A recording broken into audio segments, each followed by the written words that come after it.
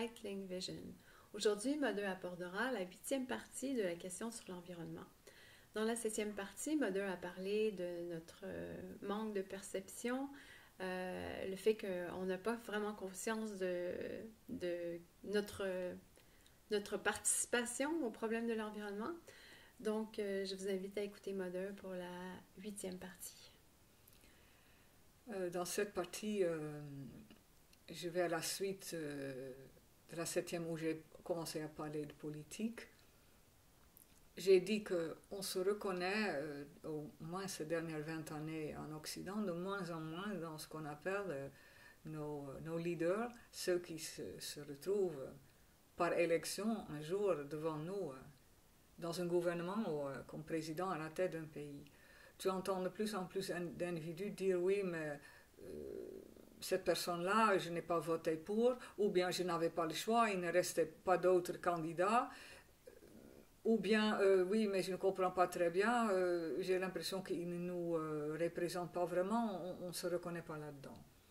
Il y a de plus en plus d'individus qui sentent qu'il y a un fossé qui est en train de se creuser entre eux et les leaders politiques. Vous pouvez me demander, oui, mais où est le lien avec les problèmes environnementaux? Le lien pour moi est que je vois le principe qui règne dans la problématique environnementale. Je trouve le même principe dans cette problématique que je retrouve dans l'éducation, dans la politique, dans l'économie. Je vois tout le temps le même principe régner. C'est-à-dire que dans l'éducation d'un enfant, on aimerait faire du bien pour lui et que ça devient un individu à part entière qui fait ce qu'il aime. Et on finit par en faire un modèle qui fonctionne bien dans une société, qui veut par exemple produire et avoir le plus grand rendement. Ça veut dire qu'on obtient quelque chose qui est tout le contraire de ce qu'on aimerait créer au début. Je vois ça partout. Je vois ça donc pour la Terre pareil, on aimerait que la Terre nous fournisse plein de richesses pour qu'on puisse agrémenter notre vie, avoir plus de confort, plus de bien-être. Ça semble tout à fait louable et je pense qu'à la base c'est correct. Mais on finit avec une société qui crée trop de produits, on ne sait plus quoi en faire, ça devient polluant, ça devient encombrant. Et ça, c'est déjà la base des problèmes environnementaux. Ça veut dire que tu vois dans tous les domaines de la vie qu'il y a à la base quelque chose qu'on aimerait obtenir ou qui semble un idéal ou louable ou souhaitable pour une raison ou une autre. Au moment où on commence à se mettre en marche pour l'obtenir, on se rend compte, une fois abouti au résultat, que le résultat ne correspond à rien, mais absolument rien, à notre intention de base. Et ce problème devient de plus en plus grand. Dans le domaine politique, c'est pareil, il y a de plus en plus de gens qui votent, ou sont censés de voter. Au début, c'était juste, il y a 200 ans, c'était uniquement, ou 150 ans, uniquement les hommes dans la société et ceux qui étaient en haut de la société au niveau de l'échelle sociale, ou qui gagnaient le plus d'argent, mais à cette époque-là, c'était plutôt le statut social. Ensuite, c'est devenu les femmes. Ensuite, l'âge a descendu. Donc, il y a maintenant un grand nombre d'individus qui peuvent voter. Et on arrive au bout de l'échelle au résultat complètement contraire. Il y a de moins en moins qui votent. Et ceux qui votent ont de moins en moins d'espoir que ce qu'ils vont voter, ils vont le voir devant leur nez sous forme des personnes qui sont élues. Il y a une terrible discrépance entre ce que j'aimerais obtenir et pour lequel je pense travailler ou agir et le résultat. Dans tous les domaines de la vie. Mais dans ce cas, moi, je mettrais mon idée primordiale en question et ma méthode pour y arriver, qui va normalement ensemble. Donc j'ai l'intention d'obtenir un certain résultat. Cette intention, je dois mettre dans une méthode pour pouvoir l'obtenir. Et normalement, ça doit donner suite au résultat voulu. Et ce n'est pas le cas. Ce n'est absolument pas le cas. Pour moi, nous vivons dans une ère où l'être humain peut plus que dans aucune autre époque qui est déjà passée, où nous pouvons assister à cette énorme différence entre ce que j'aimerais obtenir, la méthode que j'emploie et le résultat.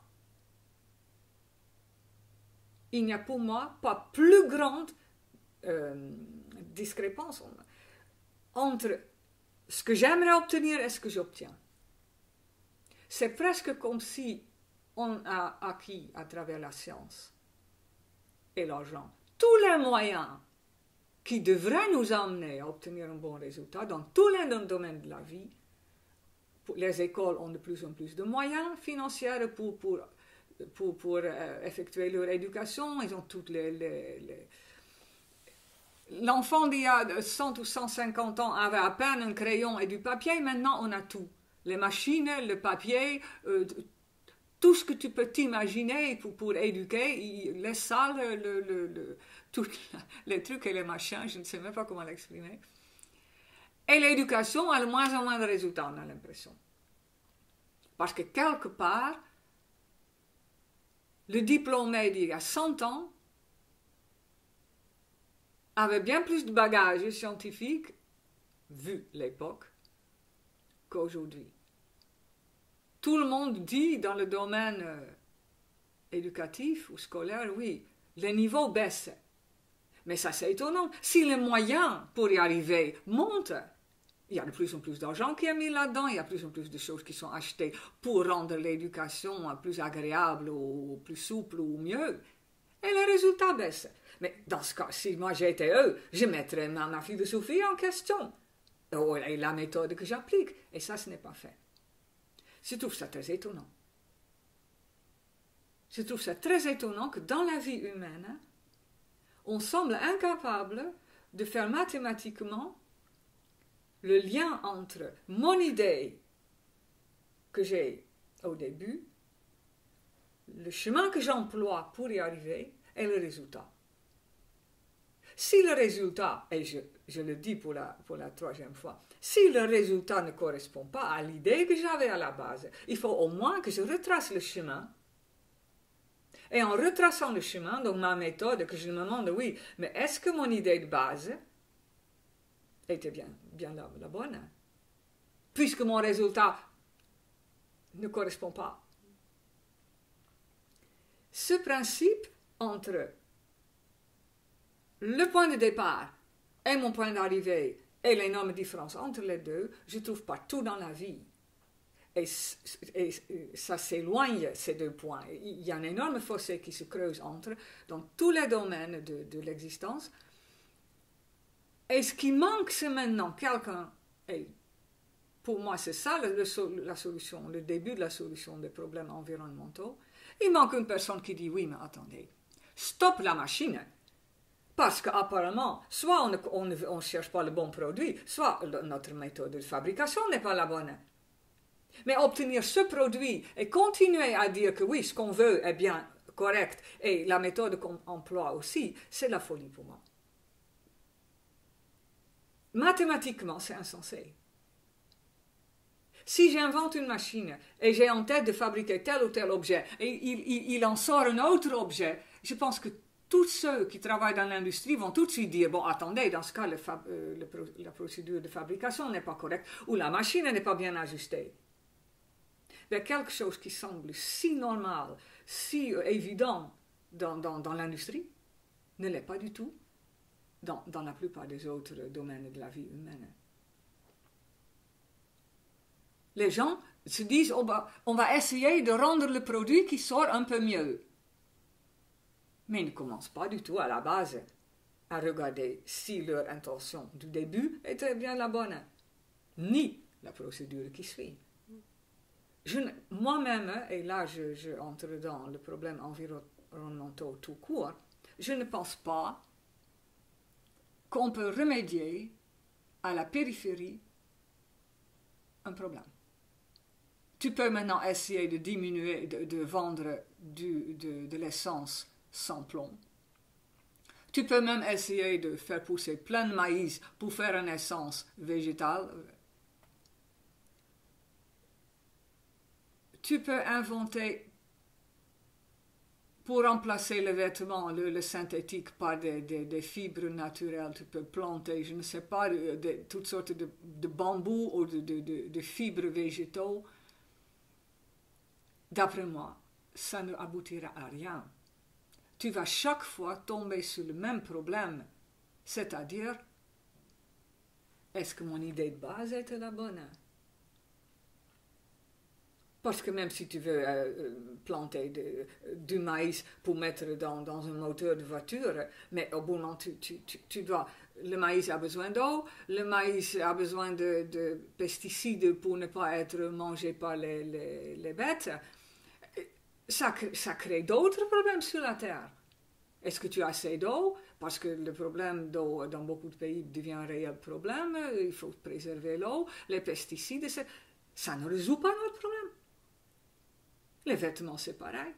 Le nombre d'êtres humains croissant sur la Terre, tu as besoin d'une énorme quantité de vêtements, et surtout si on les change tous les 5 minutes, est-ce que tu peux en fabriquer suffisamment? Et même avec tous les fibres végétaux du monde, au bout d'un moment, il n'y a même plus de champs pour cultiver normalement pour la nourriture, parce que tout est pris avec des cultures. Au bout d'un moment, tous tes champs seront pris avec des cultures qui ne servent que à des choses qui, d'après moi, ont quelque chose d'insensé. En allant. Pour remplir des voitures, mais pour aller où? Tout le temps. On a besoin de conduire tout le temps, toute seule dans une voiture. On ne peut pas prendre des bus pour aller à notre travail le matin. On ne peut pas organiser ça. Les vêtements, on ne peut pas créer une garde-robe normale que tu changes petit à petit, une fois par 5-6 ans, certains vêtements, et qui restent quand même, au bout de 15 ans, 20 ans, des choses qui tiennent et qui ont des modèles corrects.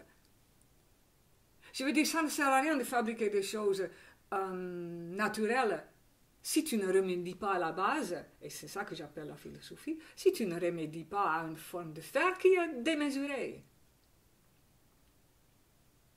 Et je trouve ça partout. Donc pour revenir à la politique, c'est pareil.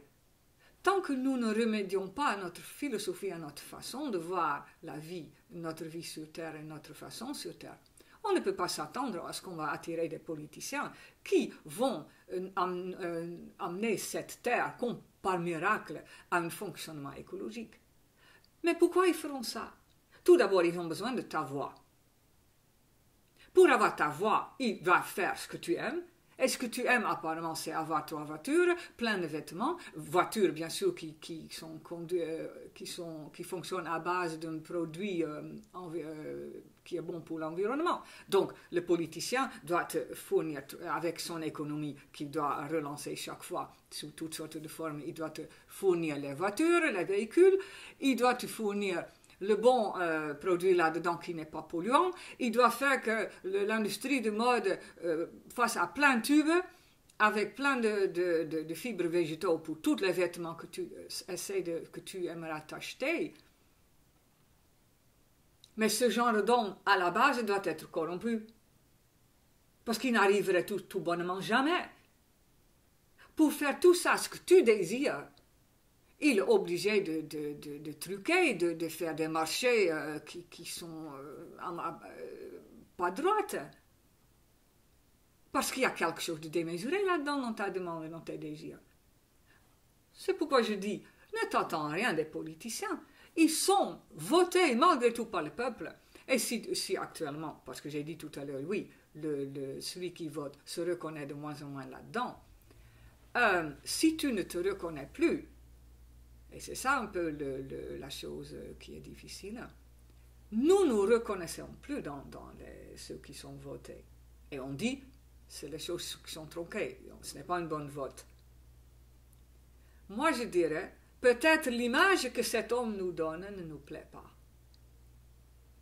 Mais je ne suis pas sûre que c'est une mauvaise image, parce que ça peut être tout à fait une image subliminale qu'on lui envoie et qu'il met dans un paradoxe.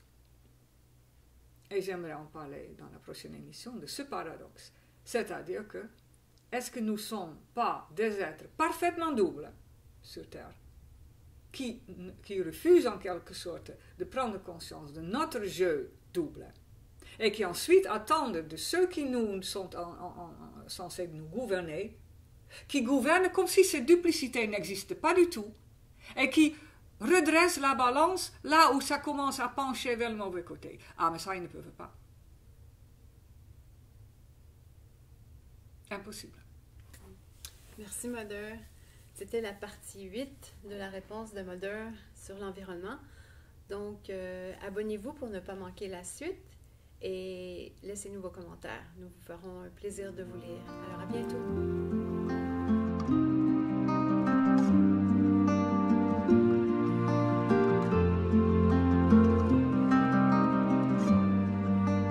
Amène-moi un jour au-delà de ces nuages. Amène-moi un jour en rêve.